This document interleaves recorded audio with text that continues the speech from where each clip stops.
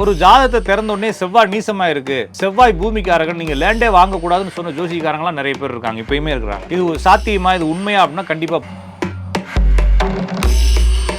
நிறைய கவர்மெண்ட் ஆபீசருடைய ஜாதகத்தை எடுத்து பாருங்க, சூரியன் நீசமா இருக்கு. அப்ப சூரியன் உச்சமான தானே கவர்மெண்ட் ஆபீஸ். சூரியன் நீசமானா எப்படி கவர்மெண்ட் ஆபீஸ் வந்துச்சுன்னா, சூரியன் நீசமானவங்களுக்கு தான். அப்போ ஒரு கிரகம் நீசமானால் அந்த கிரக காரகத்தை ரொம்ப அதிகமான தன்மையில வெளிப்படுத்திடும். அப்போ ஒரு ஜாதகத்துல குரு நீசமானால் என்ன சார் நடக்கும் அப்படின்னா, குரு நீசமானால் ஒவ்வொரு கிரகங்களும் நீசமாகும் பொழுது அந்த கிரகங்களுடைய அடையாளங்களால் அவர்களுக்கு ஜீவனத்தை கொடுக்குதுன்றதை ஃபர்ஸ்ட் புரிஞ்சுக்கோங்க. இதுல கிரகங்கள் நீசமாகும் பொழுது உச்சமாகும் பொழுதும் தன்மையை கொடுக்கும். இப்போ வந்து உதாரணத்துக்கு ஒரு ஜாதத்துல சுக்கிரன் நீசமாயிருக்குன்னு, சுக்கிரன் வந்து உச்சமாயிருக்குன்னா அவருக்கு 29-30 எனவே ஒரு ஜாதகத்துல ஒரு கிரகம் உச்சமானாலும் சரி நீசமானாலும் சரி சமமான ஒரு பண்புகளை வழங்குகிறது. உங்கள் ஜாதகத்தில்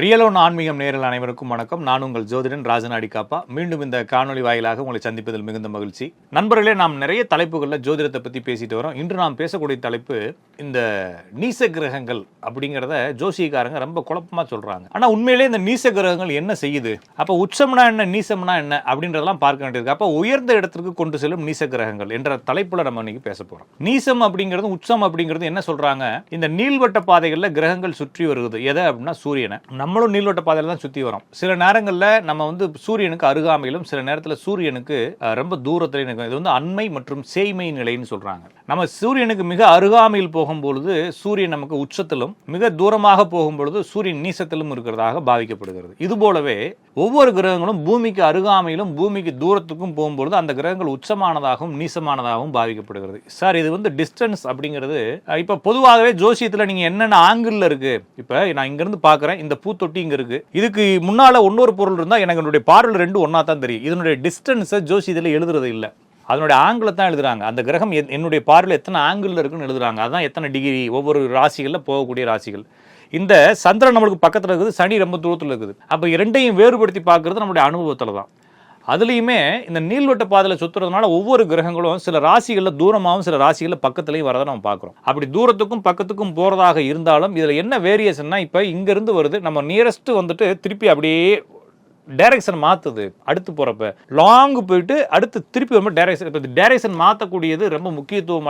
அடிப்படையில் உச்சமும் முக்கியத்துவம், நீசமும் முக்கியத்துவம். இப்போ உச்சத்துக்கு என்னென்ன பலன்கள்லாம் நீங்கள் பார்த்தீங்கன்னா அதெல்லாம் நீசத்துக்கும் போட்டு பாருங்க, ஜோசிகாரங்களும் பாருங்க, நீங்களும் பாருங்க, எல்லாத்துக்கும் ஒத்து வரும். ஒரு ஜாதகத்தை திறந்த உடனே செவ்வாய் நீசமா இருக்கு, செவ்வாய் பூமிக்காரர்கள், நீங்க லேண்டே வாங்கக்கூடாதுன்னு சொன்ன ஜோசிகாரங்களாம் நிறைய பேர் இருக்காங்க, இப்பயுமே இருக்கிறாங்க. இது சாத்தியமா, இது உண்மையா அப்படின்னா கண்டிப்பா போய். ஒரு ஜாதகத்துல செவ்வாய் நீசமா, நீங்க உதாரணத்துக்கு புரிஞ்சுக்குங்க, செவ்வாய் நீசமான எல்லாரையும் பாருங்களேன், அவங்க குடும்பத்தில் மெடிக்கல்ல இல்லைனா கட்டுமானங்கள்ல இல்லைனா கெமிக்கல் இண்டஸ்ட்ரீஸ்ல இல்லைனா ஃபுட் இண்டஸ்ட்ரீஸ்ல இருப்பாங்க. ஏன்னா செவ்வாய் நீசமானா அதனுடைய தொழிலை செய்ய வைக்கும். நிறைய கவர்மெண்ட் ஆபீசருடைய ஜாதகத்தை எடுத்து பாருங்க, சூரியன் நீசமா இருக்கு. அப்ப சூரியன் உச்சமானா தானே கவர்மெண்ட் ஆபீஸ்.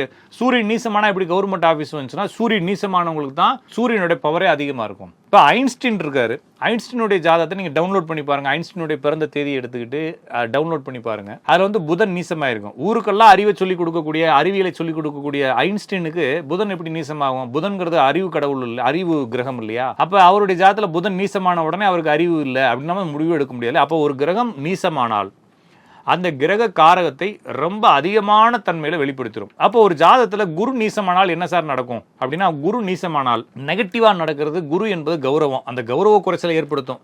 குரு நீசமானால் அவங்களுக்கு ஃபினான்ஸ் சம்பந்தமான நிறைய கவுன்சிலிங் கொடுக்கக்கூடிய, அடுத்தவங்களுக்கு அட்வைஸ் கொடுக்கக்கூடிய ப்ரொஃபஸர்ஸ், ஃபினான்ஸ், சிஏ, இவங்களுடைய ஜாதகத்தை எடுத்து பார்த்தீங்கன்னா குரு நீசமாக இருக்கும். ஏன்னா குருவனுடைய தொழில்கள் அதெல்லாம். அப்போ எந்த கிரகம் நீசமாதோ அந்த கிரகத்தினுடைய தொழில்களாக மட்டுமே அவருடைய வாழ்க்கை மொத்தமே வருமானங்களையும் சாப்பாடுகளையும் ஜீவனங்களையும் கொடுத்துருது. அடுத்து செவ்வாய் நீசமானால் மருத்துவ தொழில்கள், நெருப்பை பயன்படுத்தக்கூடிய தொழில்கள், கெமிக்கல் இண்டஸ்ட்ரீஸ், ஆயில் இண்டஸ்ட்ரீஸ், அதுக்கப்புறமா வந்து இந்த ஃபர்னாஸ், அதுக்கப்புறமா வந்து இந்த உலைகள், தீ உலைகள், மின்சாரத்துறைகள், இதுக்குள்ளெல்லாம் இருக்கிறாங்க. புதன் நீசமானால் அவங்க எப்பயுமே வந்து சொல்லிக் கொடுக்கக்கூடிய பணிகள், இந்த பாண்டிங் சொல்லக்கூடிய, ஒட்டக்கூடிய, அதாவது ஒரு பொருளை இன்னொரு பொருளை ஒட்டக்கூடிய துறைகள் இருக்கிறவங்க. அப்புறமா வந்து பிசுபிசுப்பு தன்மை இருக்கக்கூடிய oil and gas industries, petroleum, மருந்து உற்பத்தி, அதுக்கப்புறம் சிமெண்ட், பெயிண்ட், இந்த சம்பந்தமான தொழில்கள் பண்றவங்க, இவங்கெல்லாம் புதன் நீசமானவங்க. அடுத்து சுக்கிரன் நீசமானவங்க எல்லாரையும் பாருங்களேன், அழகு கலை, ஆபரண பொருள், பேங்கிங் டொமைன், பேங்கிங் இதுக்குள்ளே இருக்கிறவங்க எல்லாத்துக்கும் சுக்கிரன் நீசமாக இருக்குது நிறைய பேருக்கு. அதே போல் அழகு ஆடம்பர பொருள்கள், மேக்கப் கிட்டு இந்த மாதிரி விஷயங்கள் பண்ணுறவங்களாம் சுக்கிரன் நீசமாக இருக்கும். மீடியாக்குள்ளே இருக்கவங்க நிறைய பேருக்கு சுக்கிரன் நீசமாக இருக்கும். அப்போ சுக்கிரன் நீசமான அதெல்லாம் கொடுக்கக்கூடாது இல்லையா, அதான் தேடி வந்து கொடுக்கும். அடுத்து சூரியன் நீசமானவர்கள் பெரும்பாலும் அரசு உத்தியோகத்திலோ அல்லது சொந்த தொழிலே இருக்கிறத பார்க்குறோம். சந்திரன் நீசமானவர்கள் வெளிநாட்டில் இருப்பாங்க, உணவுத்துறையில் இருப்பாங்க, ஐடிக்குள்ளே இருப்பாங்க, டிரான்ஸ்போர்ட் அண்ட் லாஜிஸ்டிக்ஸில் இருப்பாங்க.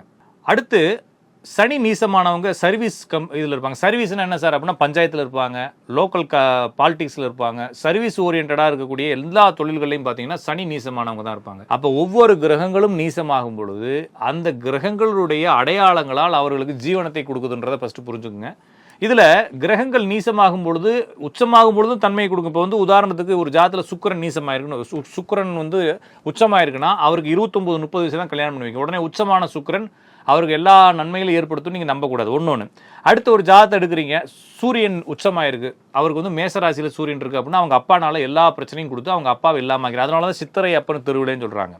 அப்போ சூரியன் உச்சமானது மேசராசி, சித்திரை மாதத்தில் பிறந்தவர். அப்போ சித்திரை அப்பன் திருவிழேன்னு சொல்கிறாங்க. சூரியன் வந்து அப்பாவினுடைய காரகம் இல்லையா. அப்போ இங்கே என்ன பார்க்க வேண்டியது இருக்குன்னா, ஒரு கிரகம் உச்சமாகும் பொழுது அந்த கிரகத்தினுடைய அதிகப்படியான காரக கெடுதல்களையும், சூரியன் நீசமாகும் பொழுது எந்த கிரகம் நீசமாகும் பொழுது அந்த நீசமான கிரக காரக தொழில்களை அதிகப்படியான தன்மைகளையும் இந்த ஜாதகர் கொடுத்து விடுது என்பதால் இங்கே சூரியன் உச்சமானதோ அல்லது செவ்வாய் உச்சமானதோ அல்லது சந்திரன் உச்சமானதோ பெருமையாகவும், இந்த கிரகங்கள் நீசமாவதை பெருமை குறைவாகவும் இந்த ஜோசியர்கள் சொல்வதில் எந்த ஒரு உண்மைத்தன்மையும் இல்லை. எனவே ஒரு ஜாதகத்தில் ஒரு கிரகம் உச்சமானாலும் சரி நீசமானாலும் சரி சமமான ஒரு பண்புகளை வழங்குகிறது. உங்கள் ஜாதகத்தில் எத்தனை கிரகங்கள் நீசமாயிருக்கோ அதை எண்ணிக்குங்க. இதில் ஒரு பழமொழி இருக்கு, உச்சன் பார்த்தால் பிச்சை எடுப்பான்னு பழமொழி இருக்குது. நீச கிரகங்களுக்கு எந்த ஒரு பழமொழி இல்லை. அதுக்கப்புறம் இந்த நீசபங்க ராஜயோகம் இப்படிலாம் சொல்லி நம்புறாங்க இல்லைங்களா, அதெல்லாம் எதுவுமே இல்லை. ஒரு கிரகம் நீசமானாலும் அது ராஜயோகம் தான். எனவே ஒரு கிரகம் நீசமானாலோ 9 கிரகம் நீசமானாலும் உங்களுக்கு எந்த ஒரு குறையும் வரப்போதில்லை. உங்களுக்கு ஜாதகத்தில் ஏதாச்சும் நீச கிரகங்கள் இருந்தால் ரொம்ப போட்டு குழப்பிக்காதீங்க. அந்த கிரகத்தை நீங்கள் என்ன பண்ணுறீங்கன்னா, இப்போ ஒரு உதாரணத்துக்கு குரு நீசமாக இருக்கும் உங்கள் ஜாதகத்தில், குருவினுடைய தொழில் காரகங்கள் அப்படின்னு சொல்லி கூகுள் பண்ணுங்கள். உங்களுக்கு குருவனுடைய பெயர்களால் குறிக்கப்படக்கூடிய காரக தொழில்கள்லாம் வரும். அந்த தொழில்களை நீங்கள் கையில் எடுத்து செஞ்சீங்கன்னா பெரிய அளவில் சக்ஸஸ் ஆகிடலாம். எனவே உங்கள் ஜாதகத்தில் எந்த கிரகம் நீசமாக இருக்கோ அந்த கிரகத்தினுடைய தொழில்களை எடுத்து செய்யுங்க, பெரிய அளவில் வெற்றி அடையலாம். எனவே நீச கிரகங்கள் உங்களை உயரத்துக்கு தான் கொண்டு செல்லுமே தவிர எந்த காரணத்தை கொண்டு தாழ்ந்த நிலைக்கு கொண்டு போகாது. இதுபோல் இன்னும் நிறைய தலைப்புகளில் அடுத்தடுத்த வீடியோக்களில் உங்களை சந்திக்கும் வரை உங்களிடமிருந்து விடைபெறுவது உங்கள் அன்பு ஜோதிடன் ராஜநாடி காப்பா.